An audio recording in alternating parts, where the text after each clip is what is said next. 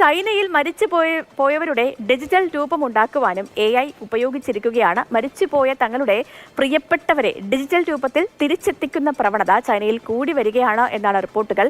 മരിച്ച വ്യക്തിയുടെ ശബ്ദവും ദൃശ്യങ്ങളും ഉപയോഗിച്ചാണ് ചൈനീസ് കമ്പനികൾ ഈ ഒരു ആശയം പ്രാവർത്തികമാക്കിയത്. നമുക്കിപ്പം ഇപ്പോൾ അശ്വജിത്ത് ചേരുന്നുണ്ട്. AJ, അതായത് മരിച്ചവരുടെ എല്ലാം ഈ ശബ്ദം അതുപോലെ ദൃശ്യങ്ങൾ അടക്കം AI-യിലൂടെ കൊണ്ടുവരാം എന്നാണ് പറയുന്നത്. ഇപ്പോൾ ഇതൊക്കെ പ്രാബല്യത്തിൽ വന്നിട്ടുണ്ടോ?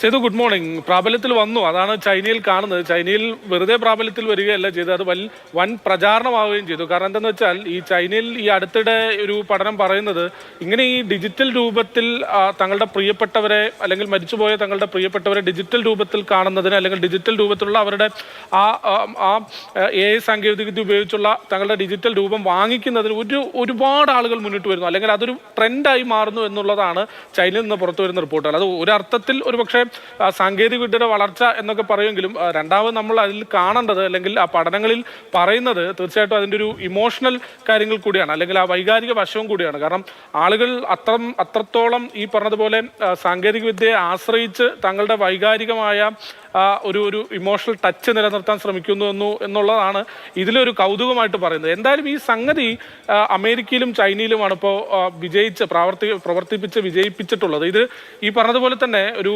ശബ്ദവും അല്ലെങ്കിൽ അവരുടെ ഫോട്ടോയും ഒക്കെ കോഡ് ചെയ്ത് കൊടുക്കുമ്പോൾ ഒരു ചെറിയ രൂപത്തിൽ, അല്ലെങ്കിൽ നമ്മൾ റോബോട്ടുകൾ എന്നൊക്കെ പറയുന്നത് പോലെ തന്നെ ഒരു ചെറിയ രൂപത്തിൽ അവരെ ഉണ്ടാക്കി അവരുടെ പിക്ചറും അല്ലെങ്കിൽ അതിൻ്റെ സൗണ്ടും വെച്ച് ഈ ആവശ്യക്കാർക്ക് കൊടുക്കുന്നതാണ് ഈ കമ്പനി ചെയ്തുകൊണ്ടിരിക്കുന്നത്. പക്ഷേ ഇതിലൊരു ചോദ്യമായുള്ളത്, നമ്മൾ എന്തിരൻ സിനിമയിലൊക്കെ കണ്ടിട്ടുണ്ടല്ലോ, അല്ലെങ്കിൽ പല വിദേശ സിനിമകളിൽ, ഹോളിവുഡ് സിനിമകളിലൊക്കെ കണ്ടിട്ടുണ്ട്. ഇതൊരു പക്ഷേ മനുഷ്യന് തന്നെ തിരിച്ചടിയാകുമോ, അല്ലെങ്കിൽ ഈ മനുഷ്യന്റെ വികാരത്തെ തന്നെ ഇത് പൂർണ്ണമായും സ്വാധീനിക്കുന്ന തലത്തിലേക്കൊക്കെ എത്തുമോ, അല്ലെങ്കിൽ അതൊരു അപകടകരമായൊരു സാഹചര്യത്തിലേക്ക് പോകുമോ എന്നുള്ളൊരു ചോദ്യം കൂടെ ഇവിടെയുണ്ട്. ഏതായാലും ചൈനയിൽ ഇതൊരു ട്രെൻഡായി മാറിയിരിക്കുകയാണ്. നമ്മുടെ കുടുംബത്തിലെ ആളുകൾ മരിച്ചു പോകുമ്പോൾ അവരുടെ ഒരു ഡിജിറ്റൽ പതിപ്പ് വീട്ടിൽ കൊണ്ടുവന്ന് വെക്കുക. നമ്മുടെ നാട്ടിൽ ഇന്ത്യയിലൊക്കെ ആണെങ്കിൽ സാധാരണ ഒരു ഫോട്ടോയോ അല്ലെങ്കിൽ അതുപോലുള്ള അവരുടെ മെമ്മറിക്കായിട്ട് നമ്മൾ ഫോട്ടോയും കാര്യങ്ങളൊക്കെ വെക്കാറുണ്ടല്ലോ. അതുപോലെ തന്നെ ചൈനയിൽ ഇപ്പോൾ അവരുടെ ഡിജിറ്റൽ രൂപം അല്ലെങ്കിൽ ഒരു റോബോട്ടിക് ആയിട്ടുള്ള തങ്ങളുടെ പ്രിയപ്പെട്ടവരുടെ ഒരു റോബോട്ടിക് രൂപം വീട്ടിൽ വാങ്ങിച്ചു വെക്കുന്നതാണ് ഇപ്പോൾ ട്രെൻഡായിട്ടുള്ളത്. ഞാൻ ഒന്നുകൂടെ ആവർത്തിച്ച് പറയുന്നു, ഇത് ഈ പറഞ്ഞതുപോലെ നമ്മൾ സിനിമകളിലൊക്കെ കാണുന്നത് പോലെ തന്നെ ഏത് തരത്തിൽ അത് ഭാവിയിൽ മനുഷ്യന്റെ വൈകാരികതയെ സ്വാധീനിക്കും എന്നുള്ളതാണ് പ്രധാനപ്പെട്ട ഒരു ചോദ്യം.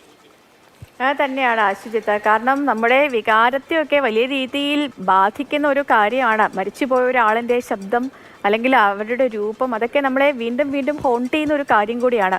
അപ്പോൾ എന്തൊക്കെയാണെങ്കിലും ഈ പറഞ്ഞതുപോലെ നമുക്ക് നോക്കാം ഇതൊക്കെ എവിടെ ചെന്ന് അവസാനിക്കും എന്നുള്ളൊരു കാര്യം കാത്തിരുന്ന് തന്നെ കാണാം. എന്താണെങ്കിലും ഈ പറഞ്ഞതുപോലെ ചൈനയിലാണ് ഇപ്പോൾ ഈ ഒരു സാങ്കേതിക വിദ്യ വളരെയധികം വികാസം പ്രാപിച്ചിരിക്കുന്നതും പ്രാബല്യത്തിൽ വന്നിരിക്കുന്നതും ഒക്കെ.